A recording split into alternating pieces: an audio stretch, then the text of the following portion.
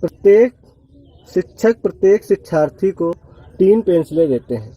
यदि कक्षा में शिक्षार्थियों की कुल संख्या x हो तो बताइए कि शिक्षक शिक्षार्थियों को कुल कितनी पेंसिलें देते हैं। तो पहले तो देते हैं प्रत्येक शिक्षार्थी को कितनी पेंसिलें मिलती हैं, 3, यानी प्रत्येक शिक्षार्थी को पेंसिलें मिलती हैं 3 पेंसिल। और कुल शिक्षार्थी कितने हैं, x। कुल शिक्षार्थियों की संख्या कितनी है, x। तो पूछ रहा है कुल कितने पेंसिलें देते हैं। तो कुल पेंसिलें देने के लिए मतलब गुणा करेंगे। जैसे देखते हैं प्रत्येक शिक्षार्थी को अगर 3 पेंसिल दी जाए और कुल शिक्षार्थी हो 8 तो इसकी गुणा होगी, यानी कितनी पेंसिलें लगेंगी, 24। तो यहाँ पर भी गुणा करेंगे 3, यानी लिखेंगे कुल पेंसिल। तो इसका लिए हो जाएगा 3 गुणे x और ये हो जाएगा 3x।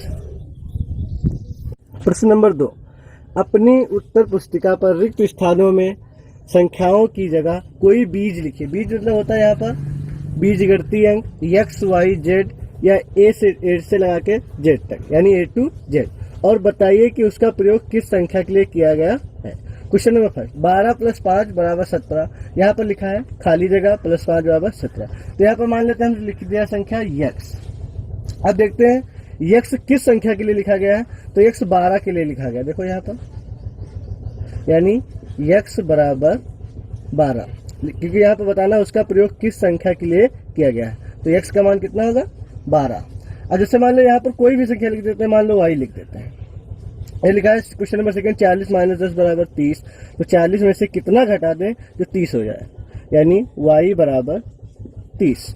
40 में से अगर 10 घटा दें 10 तो कितना हो जाएगा, 30। Question number 3, 4 × 6 = 24।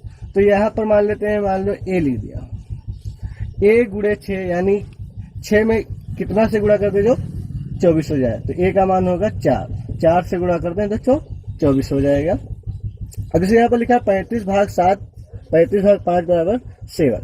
तो 35 भाग, जैसे मान लो यहाँ पर कोई अच्छा लिख देते हैं, मान लो b, कोई बीजीय अंक लिखने, तो b का कितना मान होगा यहाँ पर, 5, क्योंकि ये b किसकी जगह पर आया है, 5 की जगह पर।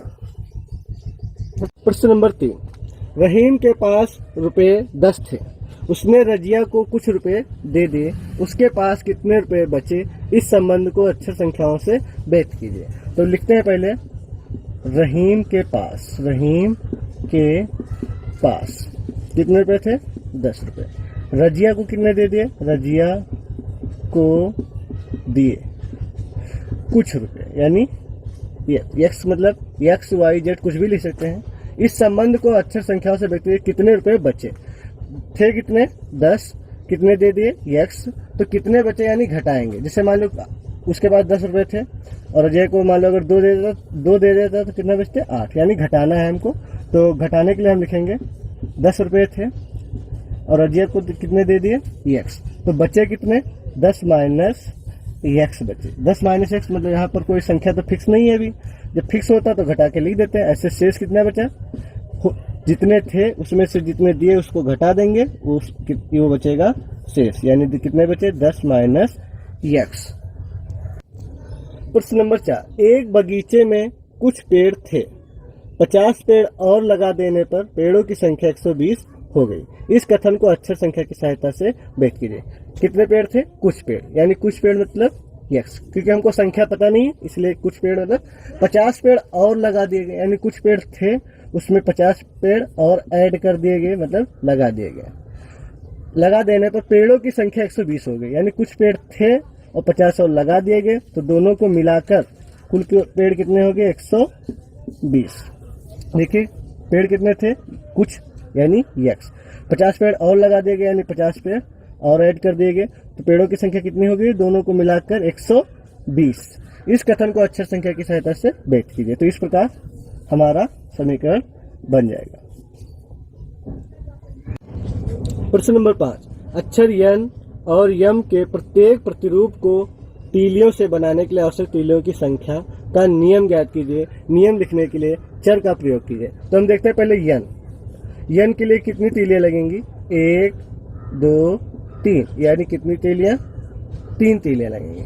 और यम के लिए 1 2 3 4, यानी कितनी तीलियां लगेंगी? 4।